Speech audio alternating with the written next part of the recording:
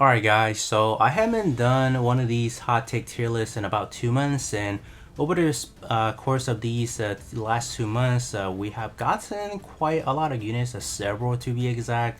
I want to say 6 to 8 units over the course of like the last 2 months. So I thought it's kind of a good opportunity to just kind of revisit and kind of take a look at where we kind of stand right now, because the last major event that we have gotten was actually the East Tower event, and I was definitely have to say, if you're not if you're someone that have like a huge skill issue like I do, I mean, I would just love to take all the UR unit and just dump them into the event and call it a day. But by no means, in terms of this game specifically, all the content, they kind of design it in a way where you can kind of beat it free to play. So the other thing to kind of really focus on is not really the units that we're looking at, is ultimately to summon 40 pilots, because at the end of the day, in terms of Eternal Role, a lot of those missions want you to beat it free to play using development unit or other unit. So a lot of these summonable SSRs, summonable URs, they really don't mean a bunch when you can't really use them to complete the missions. So as funny as it sounds, a lot of these UR unit are kind of a fodder at at some point in time. So but I still kind of want to do a tier list. It's gonna kind of like a hot take one, but at the same time it's kind of a educational one, because I did kind of jot down notes as far as how I feel about them, their applicable tags, where I feel like they're kind of good at using them, I guess, in a way. Or I think it's mainly how applicable they are, like how compatible they are to the current state of the game, essentially how it is. So we will kind of start things off with support, then durability, and then DPS at last. And I put 4 units up top in S because of the respective categories and just how effective they are.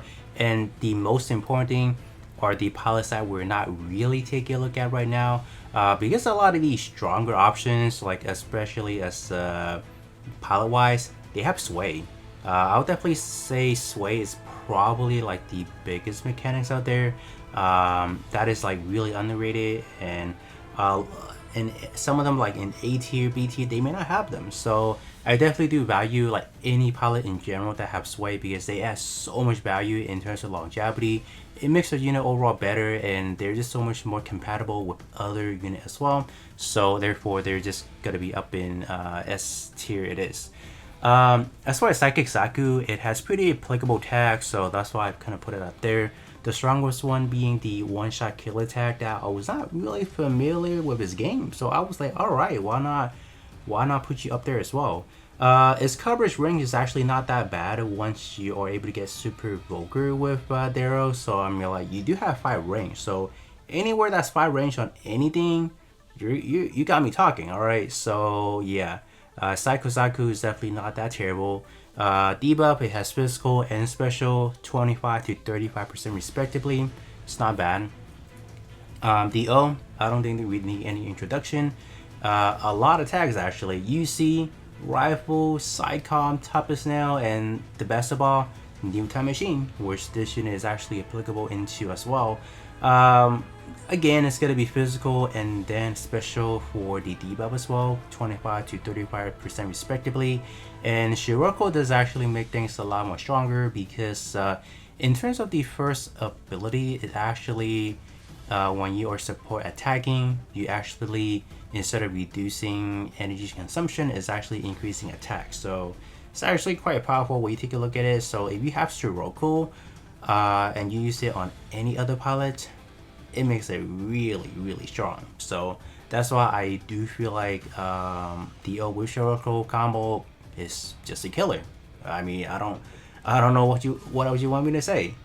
Force Impulse is up there as well, because I think it was Shin. I forgot what Shin actually does. I think Shin also has sway, if I recall correctly. If I remember wrong, you guys can definitely correct me in the comment section below. But I think for Force Impulse is the fact that both its debuff is actually pretty relevant. Both have 5 range, and it's not bad, the overall kits and everything. So that's why I give it S, a S tier.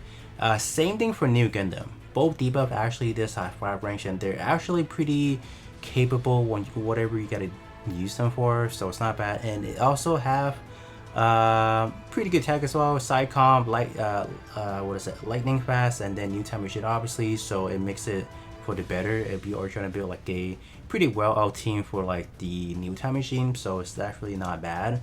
And for I would say for armor is not as good because it doesn't have like sway whatever. Kira on Freedom actually has it, but I dropped Kira and Freedom a little bit lower because of the actual debuffing wise. The debuff is on the map attack. Not that I have anything against the map attack debuff, but I will want if I'm using a map attack, I'm either using it to like clean up the enemy or whatever. I don't really need it to like leave like a trail behind. You know what I mean? So it's either the map attack is to like just to kill it, or I mean I don't really want to use it. For the support Freedom, the SR Freedom with the SP is just a much more superior when in terms of map attack. So I would rather use that over the UR version of it if I'm using a map attack for the actual purpose of like mass destroying everybody in a way. So we have that. In terms of the A tier, I'm not really gonna talk too much about them. They are pretty capable of what they needed to do, but they just don't exceed what the S tier unit can do in a way. They still give you like your general 25 to 35% debuff respectively for like either beam, physical, defense debuff or whatever, but it's just the pilots and this and just the overall kit doesn't really excel. I know a lot of people were probably upset about GPO2, but the more you look at it for GPO2 doesn't really excel too much in any respective way. I would definitely say they are maybe like a handful of stages in like Eternal Row or even like the East Tower event that works really well for GPO2, but the map attack after you use it for the one time and a one time only, well, there's not really much you can kind of do about that. So it kind of sucks. And I know initially I was really hyped about the map attack, but as you use it more, the fact that there's only one ammo, man, you just can't really use that for any more than that. And the atomic bazooka as like the actual range weapon after that, the range is 4x4. So meaning the range on that is super limited. So it can't really, for a slot that can be pretty impactful, I just don't think I can leave GPO2 out there like that. So that's why I'm doing that. And as far as like the C tier Satan Gundam, unfortunately I feel like units with the Link character together, not that they're bad, but if we're taking a look at the unit and the pilot as a whole, I can't really take advantage of Satan Gundam character and apply to anybody else.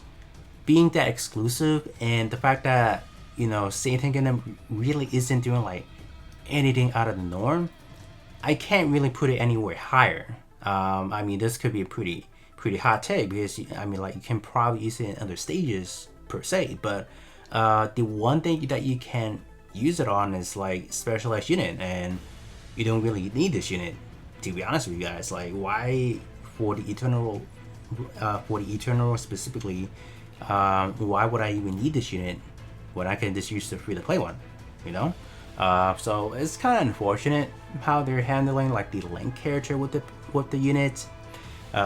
It is what it is in my honest opinion, but that's what I have for you guys for the support units. Up next, we have the durability units. It's pretty straightforward, I feel like. Up in S, we have Banshee Norn being one of our first limited time defensive / durability unit.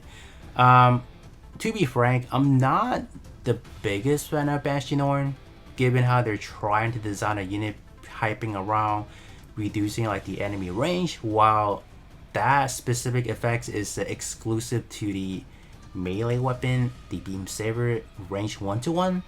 So I was like debating to put this even on A, to be honest with you guys, but I was like, Reedy Marcinus is actually a really good pilot. You have a level 2 sway, which you can activate it twice. So I take a value into that. and you do have like your regular that you can use if you do want to choose between them. So I find that of a high value by any means. RS-782, same thing, really tanky, and Armor does actually have sway. But the downside is, compared to Reedy, Armor only has one support defense, but I still hold high value for RX and Armor combo because of just how tanky and defensive wise is pretty good on that. Then we have Justice. I think Justice being in the one-shot killer tag, pretty strong. Defensively, it can probably survive in a good way, but it's just Atherin not having to support defense actually sucks. If Justice and Atherin has that combo, easily in S tier, easily. I didn't put that for that specific reason. And then for Full Armor Gundam Thunderbolt, I think for Full Armor Gundam Thunderbolt, it didn't excel in any respective way. I believe for low flaming, it has 2 support defense, but the overall kit was a little bit strange to me. It wants to be like a offensive tank, but at the same time, it doesn't really excel in that. So I was like, I'm not really liking that. So I'm like, I'm just gonna leave it as it is. Just get it put in A. It's not bad. All right, I'm not trying to downplay that unit by any means, but I just don't think it was that hot. Same thing for this side. This side was like around the same. It was like a offensive tank, but it didn't really do that well. Tag wise, not really that much. You only have like specialized units and Tupper Snail, which I feel like for Tupper Snail we don't need a lot of like work around that because we have a lot of unit within the Tupper Snail defensively wise. So I'm like, maybe it's not the best choice. Barbados, I think it was just right there because I think Barb itself wasn't really that hard, but I think for Mikazuki, he's really good for those 2 support defense, and then there's the Force Guard. So you can definitely take a look at it however you want. You can put it in A if you want. I don't think it's that big of a difference. And we have the C tier. Narrative, I think, was just a pretty bad unit design overall. I think it was the coverage, like terrain wise, it didn't receive the best coverage, and overall it just, the unit itself sucks. All right, hands down sucks. But as far as Yona itself, he's not that bad. 2 support defense wise, he's pretty good. So you can definitely either put this in B. I don't think it would have been that bad, but for simplicity wise, I'm just arranging it how it is. All right, lastly for the DPS option, I mean, they are kind of self-explanatory, and I would definitely say the DPS option wise, this is probably a category where there's a lot of moving pieces. You can definitely toss them whichever way you want them, depending on your options, depending on your experience, and just the overall needs of it in a way. But for me, I'm just placing them simply depending on their strengths in a way. S is definitely no doubt.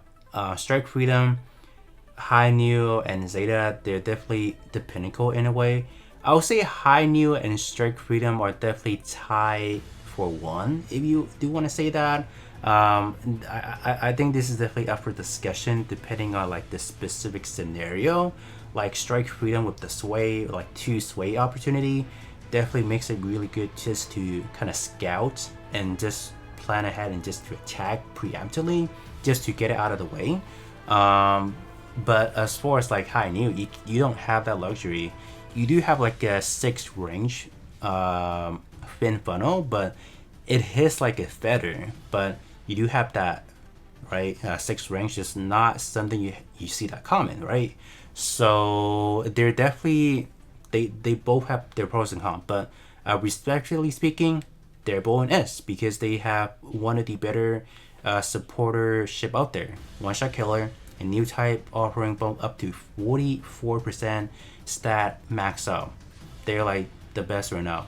Until we get like a 3rd battleship that offers like that premium stats, right now they're the best. And for Zeta, I would say it is considered a pretty hard hitting unit. something I don't really know. I haven't, but my Zeta is not maxed out, so I'm not really experiencing like that premium damage. But Camille, I think the overall stat was offering pretty basic melee and range stats, but the awakening stat is pretty darn good.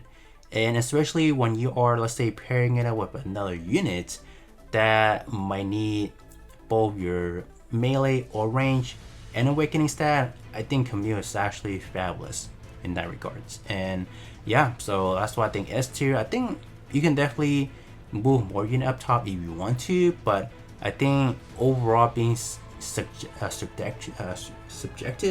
speaking, I think those three are definitely going to be top three for me. You have some fillers in A, like Master Gundam. I think it can be pretty good, but from what I recall, Master Asia only has one support, so one follow-up attack, and the overall kit, I mean, it's pretty interesting, high critical rate, but I haven't really personally used it yet, so I can't really use it put it anywhere higher, right? I mean, tag-wise, it's not that bad. Like specialized units, pretty decent. Rifle tags, now having its own battleship, I mean, it's pretty good. Lightning fast, pretty good out there as well. So you can definitely make an argument that Master Gundam, could be an S, but I think for now, AE is definitely pretty solid. Sasabi's still pretty good. 2 follow-up attacks, so in total 3 attacks. But I mean, overall stats and its condition to hit hard, I mean, it does kind of limit this shit from being like an S at this point in time. So we have that. But I mean, by no means Sasabi is no slouch. Still has one of the better attacks out there. One-shot kill attack. I don't think this unit is in no, it's also in New Time Machine. So prime candidate for being like in both the best category. So S is definitely well deserved, but then again, we have a lot of options popping in like the last 2 months, where I feel like Sasabi is about that time you kind of want to drop it into A, but if you do want to put in S, no problem. Same thing for like Striker Custom. The unit itself, I wouldn't say it's the best anymore, but as far as like the pilot, strong. You have sway, you have like your basic skill that you can use, no problem. I use E2 all the time. High melee stats, just really good. Ixia, I feel like it's a timeless because you have it's kind of like a starter unit depending on what you want to choose it originally. I choose Ixia myself, so that's why I always value Ixia a lot, because of like in the early phases we don't have a lot of like URs or whatever. Ixia with Cessna, just a really strong combo. Ixia at this point in time may not be the strongest, but I think having Cessna with the MP up is still a valuable option, especially for like the melee unit especially. So yeah, it's definitely pretty strong up there. We have Char's Zakuto the Origin, pretty strong option wise. I think it's kind of like a beefed up version of what EZ8 was originally doing, so I think it's deserved to be in A tier. Pretty good attacks overall, so it's not too terrible. And the rest are just kind of self-explanatory. They definitely have fell off the cliff in a way, but I wouldn't say they're like bad by any means. So there you guys have it. But other than that, this is pretty much it in terms of my hot take tier list number 2.